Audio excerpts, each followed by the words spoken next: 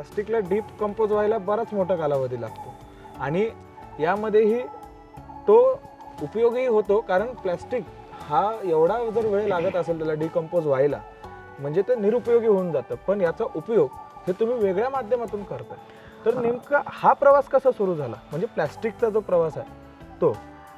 कचरा हा universal problem आहे. म्हणजे काय करायचं, आणि मी कचऱ्याला कधीच कचरा म्हटलं नाही.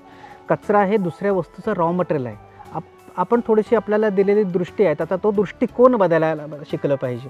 सुरुवातीला मी म्हटलं तसं की पाण्याची बाटली हा जो विषय एक आपण घेतला, तर आत्ता आपल्या समोर आहे ते पाण्याच्या बाटलीचा टाकून दिलेल्या पाण्याच्या बाटलीचा फ्लॉवर पॉट आहे. त्याच्या खाली जो बेस आहे फ्लॉवर पॉटचा, तो आपण वेटलेस प्लॅस्टिक ज्याला म्हणतो, म्हणजे जे भंगारवाले प्लॅस्टिक घेत नाहीत, दूध पिशव्या, तेल पिशव्या. तर ह्याचं करायचं काय, कारण तो इतस्तः पडलेला कचरा आहे. तर त्याच्यापासून गुढी असेल किंवा हा जो बेस आहे फ्लॉवर पॉटचा, तो त्याच्यापासून बनवला गेला. ते सगळ्या म्हणजे पहिली गोष्ट आहे की कुठलाही कचरा हे दुसऱ्या वस्तूचं रॉ मटेरियल आहे, हे लक्षात घेतलं पाहिजे. आणि तर आपण या कचऱ्याला फेकून देणार नाही. आणि आम्ही त्या माध्यमातून स्वतःचं संकलन केंद्र सुरू केलं. नागरिक आपल्या घरातला कचरा स्वच्छ केलेला, आम्ही तो आधी स्वच्छ करायला शिकवला. कचरा हा जर आपल्याला त्याच्यावर काम करायचं आहे तर तो स्वच्छ कचरा आपण घेतला तर त्याच्यापासून आपण तो पुनर्वापर प्रकल्पाकडे पाठवला जातो.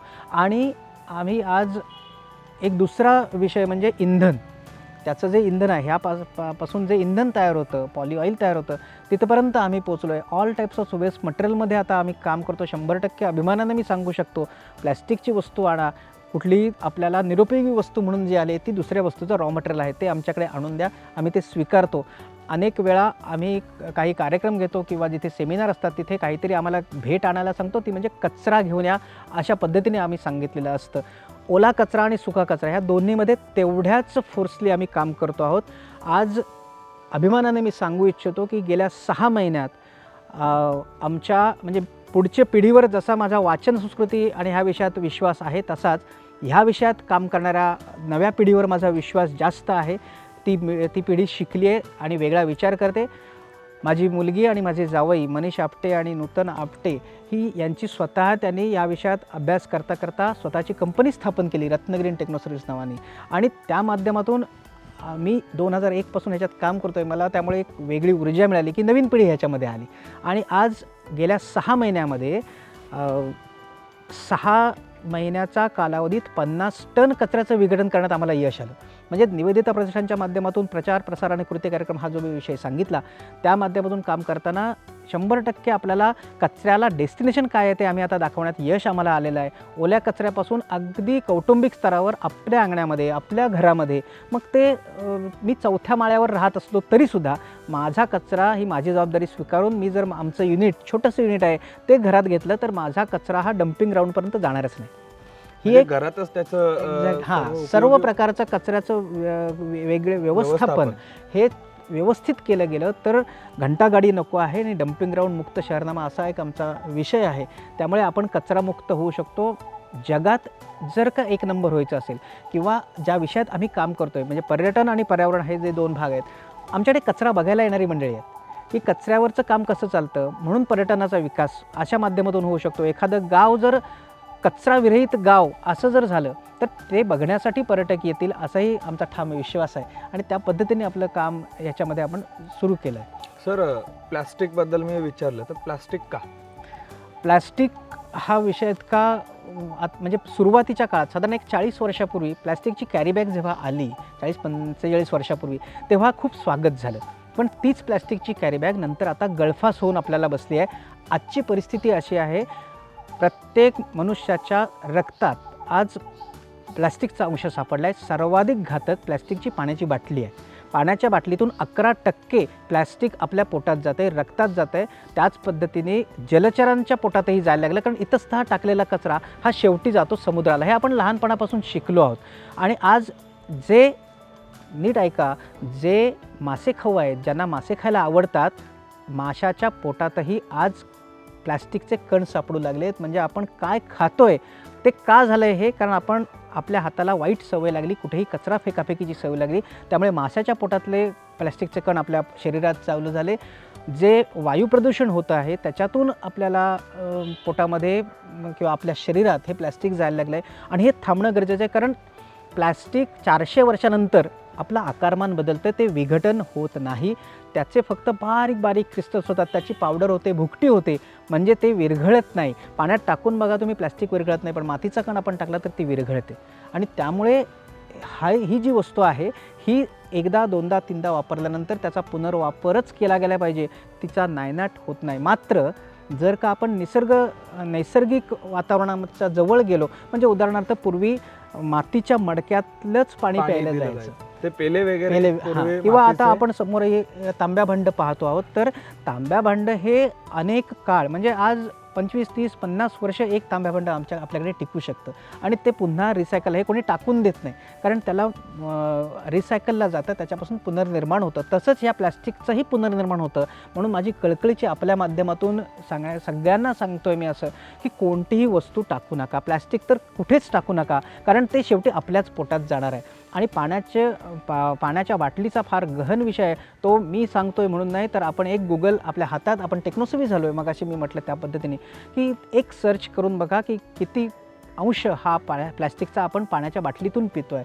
म्हणजे थोडंसं ह्या कचऱ्याकडे बघण्याचा दृष्टिकोन बदलायला हवा आहे. आणि निसर्गभूमी जी आहे ती आपल्याला दान दिलं आहे आणि ते तसंच राखणं, त्याचं संवर्धन करणं हे आपलं स्वतःचं काम आहे.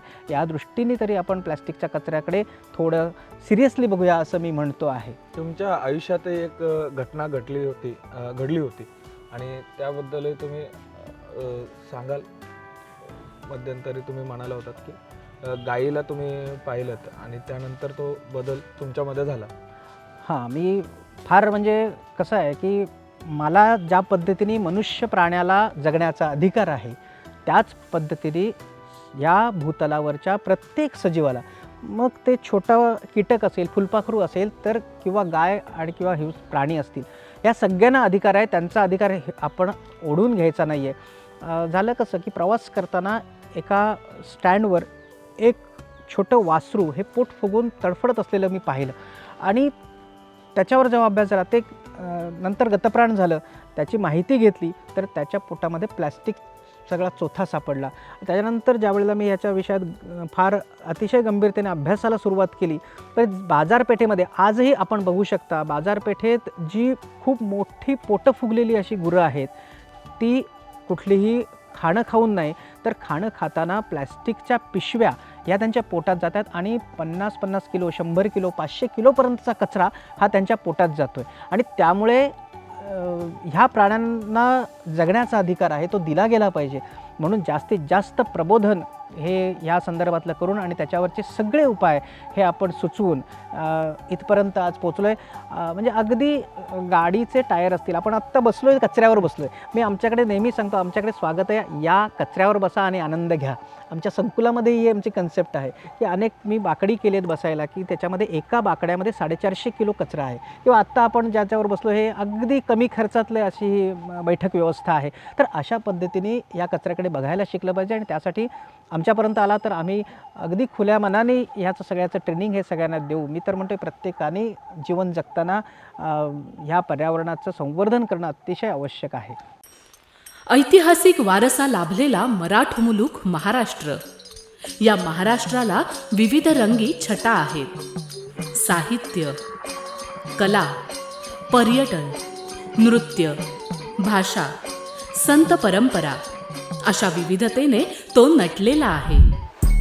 हीच गौरवशाली विविधता जपत स्वरंग मराठी केवळ महाराष्ट्राच्या सांस्कृतिक संहितेपुरते मर्यादित न राहता समकालीन नवकल्पनांवर आधारित कार्यक्रमांद्वारे मराठी मनोरंजन विश्वात स्वतःची एक अनोखी जागा निर्माण करत आहेत. मराठी मनोरंजन क्षेत्रातील उत्तम दिग्दर्शक, लेखक आणि निर्मात्यांच्या प्रतिभेचा पुरेपूर वापर करून मनोरंजनाचा आगळा वेगळा रंग उधळण्यास आम्ही सज्ज आहोत. स्वरंग मराठीचे उद्दिष्ट मराठी मनोरंजन क्षेत्रामध्ये मनोरंजनाची वहिवाट सोडून, रूढीवादी पद्धती तोडून मनोरंजनाचा समृद्ध अनुभव प्रदान करून देण्याचा आहे.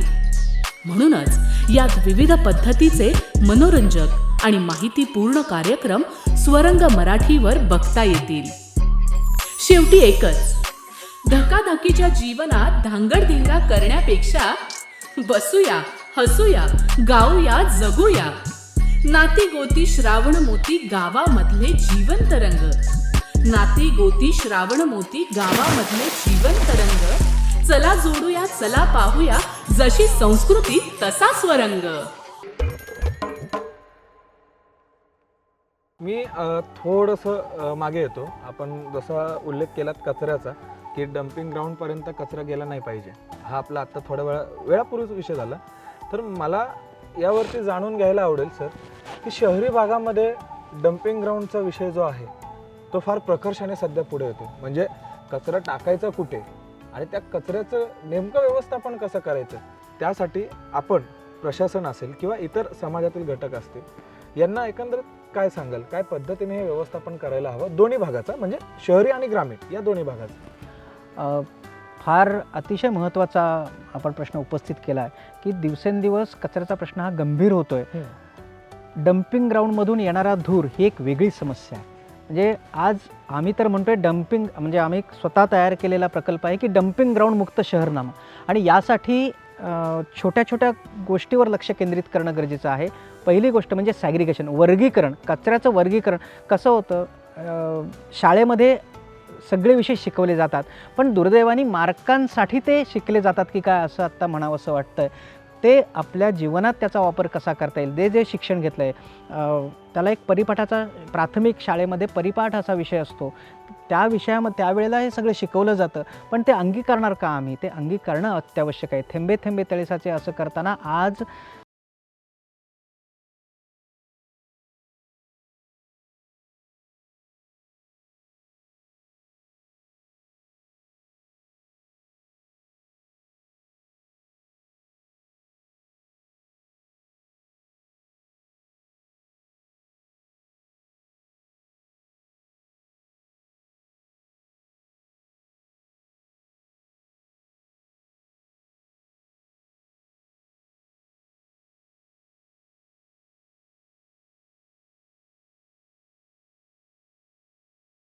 कचरा न टाकणं ही माझी जबाबदारी आहे हे प्रत्येकाने ओळखलं आणि प्रत्येकाला त्या पद्धतीने सॅग्रिगेशन सांगितलेलं आहे की ओला कचरा वेगळा करा, सुका वेगळा करा.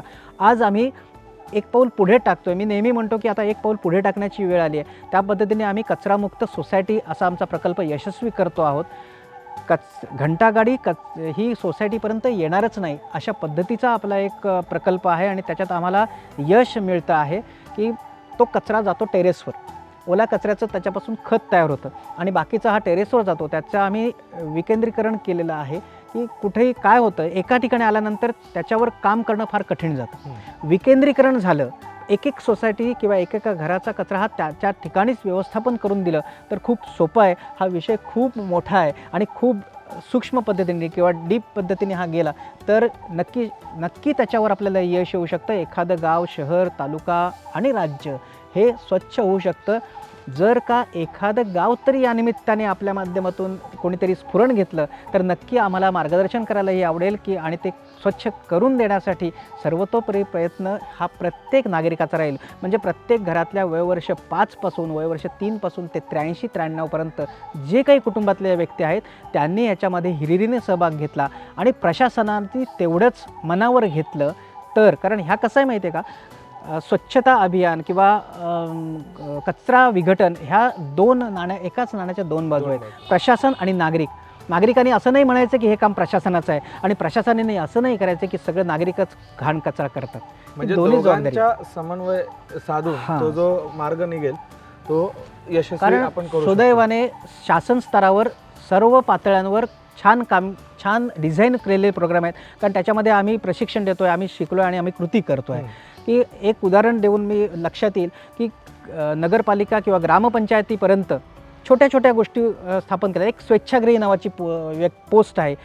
पाणी विषयात काम करण्यासाठी एक जलसेवक अशी पोस्ट आहे, जलदूत अशी पोस्ट आहे तालुका पातळीवर. पण ह्या कुठेही दुर्दैवाने याची नेमणूक झालेली नाही आहे. आणि दुसऱ्या बाजूला जैवविविधता समिती आहे, म्हणजे बायोडायव्हर्सिटी कमिटी, की ज्याने हे सगळं राखायचं आहे, तीच आम्ही स्थापन अजून केली नाही आहे किंवा पोचलो नाही. अशा ज्या काही अनेक छोट्या छोट्या गोष्टी आहेत त्यांची पूर्तता ही प्रशासन स्तरावर होणं आणि त्याचबरोबर नागरिकांनी पाणी वाचवणं, स्वच्छता राखणं ह्या स्वतःच्या जबाबदाऱ्या समजून त्या जर केल्या, रेन वॉटर हार्वेस्टिंग, आपल्या डोक्यावर पडणारा प्रत्येक थेंब हा जर आपण वाचवला नाही तर भविष्यात पाण्यावरून युद्ध अटळ आहेत. म्हणजे ती स्वतःच्या घरात असतील, शेजाऱ्याच्या जवळ असेल, नळावरचं भांडण असेल, ही आपण आत्ता म्हणजे काही वेळेला किंवा पूर्वी गजरा वगैरे अशा कार्यक्रमातून ती पाहिली आहेत किंवा ती अनेक विनोदी भूमिकांमधून समोर आलेत, पण ती आज सत्य परिस्थिती आहे. त्यामुळे त्याकडे गांभीर्याने लक्ष देणं गरजेचं आहे. भविष्यात पाणी टंचाई आणि कचरा समस्याही मोठी होणार आहे जर का त्याच्याकडे आजच आपण गांभीर्याने पाहिलं नाही तर. सर, जलसंपदा, आता जसा पाण्याचा विषय निघाला, जलसंपदा विभाग महाराष्ट्र शासनाच्या अंतर्गत आणि यशदा माध्यमातून तुम्हाला जलप्रेमी ही नियुक्ती करण्यात आलेली आहे तुमची. तर या मागची एकंदरीत भावना कशी आहे? ह्या विषयात काम करत असतानाच शासनाने आम्हाला हेरलं आणि त्याच्यात आणखीन आम्हाला अपडेट केलं असं म्हणूया, की आम्ही काहीतरी करत होतो त्याच्यात अधिक शास्त्रीय ज्ञान हे यशदाच्या माध्यमातून आम्हाला मिळून गेलं. आणि आज ही खूप छान, मगाशी मी म्हटलं तसं की खूप छान डिझाईन केलेली चेन आहे की जलप्रेमी ही जिल्हा स्तरावर काम करतात, त्याच्या अंतर्गत तालुका स्तरावर जलदूत आहेत आणि त्यांच्या अंतर्गत जलप्रेमी आणि जलसेवक असे पोस्ट आहेत. ह्या सर्वांनी मिळून प्रबोधन करायचं आहे, कृती कार्यक्रम करायचे आहेत आणि त्याच्या जोडीला जे प्रशासनाच्या पंचायत समितीमध्ये BRC युनिट आहेत त्यांच्या साथीने हे अतिरिक्त असे एक पार्ट आहे. प्रत्येक ग्रामपंचायत, नगरपालिका येथे पाणी कमिटी, स्वच्छता कमिटी आणि सगळं हे पूर्वीपासून आहेच, पण आज हे नव्याने आलेले प्रोजेक्ट आहेत त्याचा अंगीकार करणं आणि ते स्वीकारणं ही काळाची गरज निर्माण होऊन गेली आहे. तरच आपण पुढचं पाऊल टाकू शकतो असं मी नेहमी म्हणतो की पुढचं पाऊल टाकताना अनेक उपाययोजना त्याच्यावर आहेत. म्हणजे साधी गोष्ट म्हणजे रेन वॉटर हार्वेस्टिंग हे फक्त शाळेत शिकण्यापुरतं आहे का, तर हे प्रत्येकाने अंगीकारलं पाहिजे. अनेक वेगवेगळ्या अशा गोष्टी आहेत की आत्ता एक रोप आपण जर घेतलं तर जूनमध्ये वृक्ष लागवड होते, तर वृक्ष लागवड करताना एक रोप 2 खड्डे अशी छोटीशी स्कीम वापरली की एका खड्ड्यात रोप लावावं, दुसरं खड्डा असाच सोडून दिला तर पाऊस पडतो, ते पाणी त्याच्यात तुंबतं आणि उरलेलं वाहून जातं, खाली जिरून जातं. अशा पद्धतीने आपण वॉटर लेवल वाढवणं, आज भूगर्भातली वॉटर लेवल कमी होत चालली आणि ती वाढवणं ही काळाची गरज आहे आणि त्यासाठी प्रत्येकाचा सहभाग याच्यात असणं हे फार मोठं कौशल्य आहे. त्यात करून घेणं, त्यांना सहभागी करून घेणं हे एक फार मोठं कौशल्याचं काम आहे आणि ते ह्या सिस्टीममधून करण्यासाठी ही सगळी नियुक्ती किंवा हे सगळे प्रोग्राम डिझाईन केलेले आहेत. सध्या आपल्याला सर्वत्र एककल्ली बातम्यांवर भर दिला जात असल्याचं दिसत आहे, त्यामुळे प्रेक्षकही कंटाळलेत. हे लक्षात घेऊन आम्ही फक्त एका गोष्टीवर लक्ष केंद्रित न करता दर्शकांना सविस्तर न्यूज बुलेटिन, डॉक्युमेंटरीज, लोकांच्या समस्या, शेतकरी वर्ग, ग्रामीण भागातील विस्तृत कव्हरेज, आरोग्य, जागरूकता, फॅक्ट चेक, आर्थिक घडामोडी, विस्तृत विश्लेषण, आंतरराष्ट्रीय बातम्या आणि क्रीडा यांचं संपूर्ण पॅकेज देत आहोत. अध्यात्म, सर्व धर्मियांसाठी अध्यात्मावर आधारित माहिती देणार आहोत, जे विज्ञानाशी तर्कसंगत असेल. योग आणि व्यायाम, यामध्ये आम्ही योग आणि इतर शारीरिक व्यायामांचे प्रकार तसेच त्यांच्याशी संबंधित तज्ज्ञांकडून विस्तृत माहिती दिली जाईल. सकारात्मक न्यूज, दिवसाची सुरुवात होताना तुम्हाला सकारात्मक घडामोडींचा आढावा दिला जाईल, ज्याची सकारात्मकता दिवसभर तुमच्या उपयोगी पडेल. बुलेटिन, यामध्ये इतर वृत्तवाहिन्यांप्रमाणे रिपीटेड बुलेटिन्स न दाखवता अगदी ग्रामीण स्तरापासून ते आंतरराष्ट्रीय स्तरापर्यंत सर्व घडामोडींचा जलद आढावा घेतला जाईल. अँकर बेस्ड न्यूज, यामध्ये बातम्यांचा विस्तृत आढावा घेतला जाईल. स्पेशल स्टोरीज, जगभरातील सर्व महत्त्वाच्या घडामोडींवर आमच्या प्रतिनिधींकडून मिळालेल्या माहितीच्या आधारावर विश्लेषणावर आधारित तसेच ग्राफिक्स आणि व्हिडिओज वापरून या स्टोरीज बनवल्या जातील.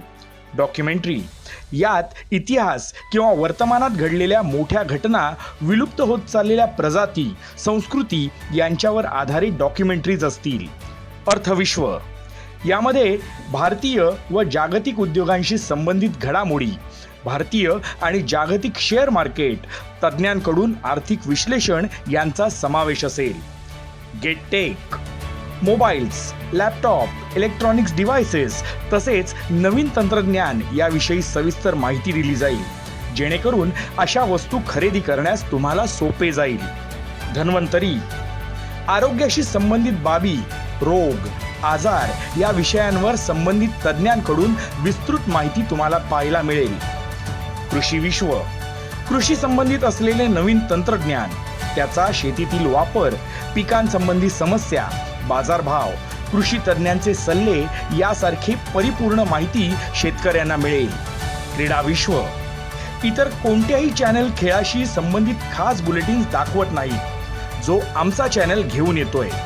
अगदी ग्रामीण भागातील खेळांपासून ते आंतरराष्ट्रीय खेळापर्यंत सर्व घडामोडी तुम्हाला येथे पाहायला मिळतील. आपलं संविधान, विविध कायदे तज्ज्ञांकडून दैनंदिन जीवनातील तेज प्रसंग, प्रॉपर्टी, तुमचे संविधानिक हक्क, राजकीय पेच प्रसंग या संबंधी माहिती प्रेक्षकांना पाहायला मिळेल. अनकट कट्टा, आमच्या स्टुडिओमध्ये विविध क्षेत्रांशी संबंधित खास व्यक्तींसोबत संवाद साधला जाईल. लोकमंथन, तुमच्या गल्लीत, तुमच्या गावात, तुमच्या शहरात आम्ही थेट येऊन तुमच्याशी संवाद साधू. तुमचे प्रश्न, समस्या सरकारपर्यंत पोहोचवण्याचा प्रयत्न करू. तुमच्या विचारांना आम्ही व्यासपीठ देऊ. पप्या, या माध्यमातून आमचा प्रतिनिधी तुमच्या दारापासून ते अगदी चौकाचौकांमधील समस्यांना वाचा फोडेल. भ्रष्ट अधिकारी असो वा कर्मचारी, सर्व मुद्द्यांना हात घातला जाईल. फॅक्ट चेक, यातून आम्ही तुम्हाला दाखवू बातमी मागची सत्यता. व्हायरल व्हिडिओ, नावाप्रमाणेच सोशल मीडियावरील व्हायरल झालेल्या मनोरंजक व्हिडिओज दाखवल्या जातील. अशा प्रकारे आम्ही आमच्या प्रेक्षकांना संपूर्ण पॅकेज देत आहोत, जे नेहमीच्या वृत्तवाहिन्यांपेक्षा वेगळे असेल.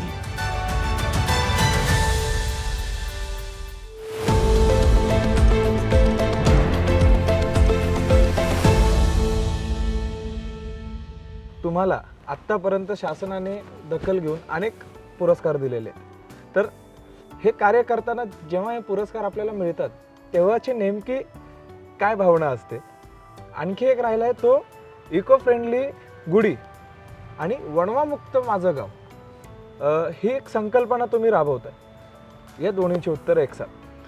पुरस्काराच्या बाबतीत म्हणाल तर हे जे पुरस्कार आहेत म्हणजे साहित्य आणि पर्यावरण आणि पत्रकारिता या तिन्ही गोष्टीत काम करताना प्रामाणिकपणा जोपासला. आणि हा माझा पुरस्कार नसून, कारण मी करतोय ते टीमवर्क आहे आणि हा एकट्याचा नाही, मी निमित्त मात्र आहे. मला कुठलं एखादा जीवनगौरव पुरस्कार मिळाला असेल किंवा कोकण गौरव पुरस्कार आत्ताचा माझा असेल, हा माझा पुरस्कार नाही, मी फक्त निमित्त मात्र आहे. साहित्य क्षेत्रातला संमेलन सारथी असेल, असे अनेक पुरस्कार आहेत आणि त्यामुळे मला त्या पुरस्कारापेक्षाही काम करणं फार महत्त्वाचं वाटतं. हा पुरस्कार हा सर्व माझ्या कार्यकर्त्यांचा, माझ्या सहकाऱ्यांचा आहे आणि तो असाच राहणार आहे. मला कुठलाही पुरस्कार मिळाला आहे तो माझा नाही आहे, हा माझ्या कुटुंबाचा, म्हणजे माझं हे जे कुटुंब आहे त्या कुटुंबाचा आहे, कार्यकर्ते आणि सहकाऱ्यांचा आहे, असं मी इथे आवर्जून नमूद करतो. कारण त्यामुळेच कुठेतरी एक पाऊल पुढे टाकणं सहज शक्य होतं आहे. आणि पुरस्काराच्या मागे न धावता काम करत राहणं आणि त्याच्यातून काहीतरी यश संपादित करणं ह्याच्यावर मी जास्त भर देतो. पुरस्कार हे मिळत राहतात, पण त्याच्यामागे आपल्याला धावून तिथेच थांबणं, पुरस्कार दिला आणि बाबा बास्कर असे एकही असतं, बास्कर आता तुझं काम, असं न बघता त्याच्याकडे वेगळ्या भावनेने आपण बघितलं. कारण ह्या सगळ्यांच्या टीमवर्कमुळे मी कुठेतरी आज काहीतरी करू शकतो हे मी परत एकदा नमूद केलं. तर हा पुरस्काराच्याबद्दल माझी ही भावना राहील. आणि आपण फार मोठा प्रश्न मला विचारला की वणवामुक्त गाव योजना हा जो विषय आहे, तर कोकणाला वणवा हा मानवनिर्मित शाप आहे असं माझं ठाम मत आहे. कारण इथे काही विषुववृत्तीय प्रदेशासारखे खूप झाडाला झाडं नाही आहेत की घासतील आणि तिथे ठिणगी पडेल आणि काहीतरी आग लागेल. कुठल्या तरी चुकीच्या मनोवृत्तीमुळे हे वणवे पेटतात की एखादं काहीतरी कुठेतरी साफसफाईच्या नावाखाली आग लावली जाते आणि ती न विझवता तशीच सोडली जाते आणि पुढे वणवा पेटत जातो. आणि त्यामुळे संपूर्ण निसर्गचक्र, मी मगाशी सांगितलं तसं की शाळेत आम्ही निसर्गचक्र शिकलो, पण ते राखायला कधी शिकणार आहोत? तर आज ती वेळ आली आहे की निसर्गचक्र ह्या वणव्यामुळे ब्रेक होतं आहे, पूर्णतः ती साखळी आहे ती तुटते आहे आणि त्यामुळे मग ग्लोबल वॉर्मिंग असेल, आणखीन पाण्याचे प्रश्न असतील, हे निर्माण होतात. सगळ्या सजीवांवर त्याचा मोठा परिणाम होतो, वनसंपदा धोक्यात येते आणि त्यामुळे मग हवा पाणी सगळ्यावर परिणाम होतो. हे वणवे रोखणं, आणि त्यासाठी किती साधी गोष्ट आहे की माझं जे कंपाऊंड आहे, मग ती गावाची आपण सीमारेषा पकडली किंवा माझं कंपाऊंडची सीमारेषा पकडली, तर त्याच्या पुढे एक जाळ रेषा अशी आखली जाते. 5 मीटरची जाळरेषा आखायची की दुर्दैवाने कुठे आग लागली तर ती तिथे येऊन थांबेल, पुढे तरी विस्तार होणार नाही. हे करणं अत्यावश्यक आहे, कारण आज जे जंगल काही स्वरूपात राखलं गेलं आहे ते अजून अबाधित राखण्यासाठी किंवा त्यात वाढ करायची असेल तर वणवा रोखणंही गरजेचं आहे. आणि त्यासाठी वणवामुक्त गाव योजना, प्रत्येक गावाच्या वेशीवर माझं गाव वणवामुक्त गाव किंवा वणवामुक्त गावात आपलं सहर्ष स्वागत आहे अशी पाटी लागावी. त्यासाठी प्रत्येक ग्रामपंचायत च्या कार्यक्षेत्रामध्ये युवकांची अशी एक टीम तयार व्हावी की जी वणवा विझवायला तयार असेल. त्यांना तसं ट्रेनिंग देण्यात यावं. निवेदिता प्रतिष्ठानच्या माध्यमातून हे सगळं काम सुरू आहे. काही सहकारी संस्थाही काम करतात, पण ती आमची ताकद कुठेतरी कमी पडते. आपल्या सगळ्यांचं सहकार्य तिथे लागणं गरजेचं आहे, तरच कुठेतरी एक पाऊल आपल्याला पुढे टाकून ही वनसंपदा जी काही आत्ता शिल्लक आहे ती राहू शकेल आणि कुठेही कोणी आग लावू नये असं मी म्हणतो. आपल्याकडे भाजावण असा एक जुना एक प्रथा आहे की शेतीचा आता काळ सुरू होतो. आत्ता कवळ तोडणी असं आत्ता म्हणतात की झाडांची छाटणी होते, ती तर करणं गरजेचं आहे, कारण चैत्र पालवी फुटते, ती झाडाला छान फुलं राहतो. म्हणून आत्ता जी झाडं कटिंग होतात ती शेतीच्या कामासाठी वापरली जातात, त्याला भाजावण असं म्हटलं जातं. पण भाजावण करून ही जमीन करपून टाकून त्याच्यातून दाणे उत्पादन करणं ही पारंपरिक पद्धत झाली. पण कृषी विद्यापीठानं भाजावणीशिवाय सुद्धा शेती करता येते ही एक नवीन संशोधन, नवीन नाही म्हणजे खूप वर्षापूर्वीचं संशोधन आहे. आणि मी स्वतः त्याची मॉडेल्स माझ्याकडे आहेत. आम्ही कुठल्याही प्रकारच्या आमच्या कंपाऊंडमध्ये आग लावत नाही. तर त्या पालापाचोळा हे त्याला सोनं म्हणतो. आपण आमच्याकडे येऊन पाहू शकता की पालापाचोळा जरा बाजूला केल्यानंतर त्याच्यात किती छान असं सोन्यासारखं खत तयार झालेलं असतं. त्यामुळे पालापाचोळा जाळायचा नाही आहे, आग लावायची नाही, गवताला आग लावायची नाही आहे. आणि हे पाहण्यासाठी आम्ही 5 फूट उंचावर मचाण शेती केली की त्या मचाण शेतीवर कुठेही मातीचा कण न नेता बागेतला राब, पालापाचोळा, त्याच्यापासूनचं खत आणि त्याच्यात कोणताही दाणा टाका तो डवरलेला दिसतो. तर ही सिद्धता आहे, हे यशोगाथा किंवा सक्सेस स्टोरी आपण म्हणतो आहे की अशा पद्धतीने जर केलं गेलं तर थोड्या म्हणजे कारण भाजावणीच्या माध्यमातून सुद्धा काही प्रमाणात वणवे लागण्याची एक भीती ही व्यक्त होते, कारण त्यातले वारा आल्यानंतर किटाळ उडतं आणि डोंगरच्या डोंगर पेटताना हा आत्ताचा फेब्रुवारी ते मे हा कालावधी आहे तो वणव्याचा कालावधी आहे. आणि ते रोखण्यासाठी प्रत्येक गाव स्तरावर वणवामुक्त कमिटी ही स्थापन करावी. त्यासाठी एक युवकांचा फोर्स तयार केला जावा अशी आपली एक संकल्पना शासनासमोर गेले आणि 4 ते 5 वर्ष आपण मांडतो आहोत. हळूहळू त्याच्यात यश येईल. काही ठिकाणी रत्नागिरी जिल्ह्यामध्ये वणवामुक्त समित्या ह्या म्हणजे आमच्यासारख्या संस्थात्मक कामातून तयार झालेल्या आहेत. त्या शासन स्तरावर झाल्या तर त्याला कुठेतरी बळ प्राप्त होईल असं मला वाटतं आहे. त्यामुळे आणि गुढी आणि संकल्पना तोच जी आहे गुढीचा, कारण कसं आहे आता चैत्र महिन्यामध्ये आपण गुढी कधी उभारली जाते तर एखाद्या चांगल्या यश झाल्यानंतर, म्हणजे गुढी तेव्हापासूनचा आपण जर संस्कृती पाहिली तर एक यश संपादन झाल्यानंतर एक मांगल्याचं प्रतीक म्हणून गुढी उभारली गेली. तर हेच एक सूत्र आपण पकडलं आणि इको फ्रेंडली गुढी जो विषय आहे त्याचा जो काही बेस आहे, गुढी ती तो ध्वज आहे, तो वरची आपण तांब्याची लोटी म्हणतो, ही आहे तीच ठेवा. ती 1 वर्ष एकदा खरेदी केल्यानंतर अनेक वर्ष वापरता येते.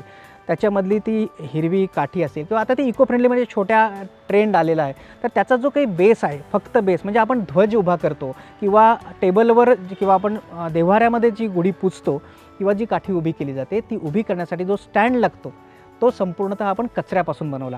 म्हणून मी सुरुवातीला जे नमूद केलं की कचरा हे दुसऱ्या वस्तूचं रॉ मटेरियल आहे आणि त्यामुळे गुढीचा जो बेस आहे हा संपूर्ण वेटलेस प्लॅस्टिकमधून आपण तयार केला की त्याच्यामध्ये 80% प्लॅस्टिक आणि 20% सिमेंटचा भाग होतो. भंगारवाले जो कचरा देत नाहीत तो संस्था स्वीकारते आणि त्याच्यापासून असे बाय प्रोडक्ट तयार होतात. हे प्रत्येकाने स्वीकारावं. एक नवं पाऊल आपण निसर्ग संरक्षणात राखण्यासाठी त्या कचऱ्याची पूजा करावी ही त्याच्यामागची भूमिका आहे. नवीन पाऊल म्हणजेच आपलं एक यश आलं की मी जर का ही गुढी वापरली तर मी निश्चित कचरा संवर्धनामध्ये किंवा पर्यावरण संवर्धनामध्ये, निसर्ग संवर्धनामध्ये एक पाऊल पुढे टाकण्यासाठी समर्थ झालो आणि म्हणून मी तिथे नतमस्तक व्हावं ही त्याच्यामागची भूमिका आहे. चराचरामध्ये ईश्वर आहे असं म्हटलं जातं. आम्ही ह्या ठिकाणी ईश्वराला पाहिलं आहे आणि त्याला आम्ही नतमस्तक झालो तरच कुठेतरी निसर्ग वाचू शकेल. निसर्गाला प्रमाण मानणं गरजेचं आहे, निसर्गावर अत्याचार करणं थांबवणं गरजेचं आहे. ह्या सगळ्या भूमिकेतून ह्या गुढीची निर्मिती करण्यात आली आहे. नक्कीच सरांनी ज्या पद्धतीने सांगितलं त्या पद्धतीचं खरंच सर अतुलनीय आहे. आणि सर तुम्ही हे जे कार्य करताय अवेअरनेसचं, त्यामुळे नक्कीच पर्यावरण, पर्यटन आणि तुमचं जे साहित्य विश्व आहे त्याला नक्कीच एक नवीन पाठबळ मिळेल आणि आम्ही तुमच्या या कार्यासाठी शुभेच्छा देतो. तुम्ही तुमचा वेळ दिलात त्याबद्दल धन्यवाद. नमस्कार. नमस्कार. तर आज आपण प्रशांत परांजपे सरांबरोबर संवाद साधला. पर्यटन, त्यानंतर साहित्य, त्यानंतर पुन्हा पर्यावरण असे मोठमोठे विषय यावरती त्यांनी आपल्याबरोबर संवाद साधून मार्गदर्शन केलं. अनेक गोष्टींची माहिती आपल्याला दिली. असाच संवाद आपण पुढच्या भागात व्यक्तिमत्वांबरोबर साधणार आहोत, जे विशेष असतीलच. तोपर्यंत तुम्ही पाहत राहा न्यूज अनकट, बातमी जशीच्या तशी.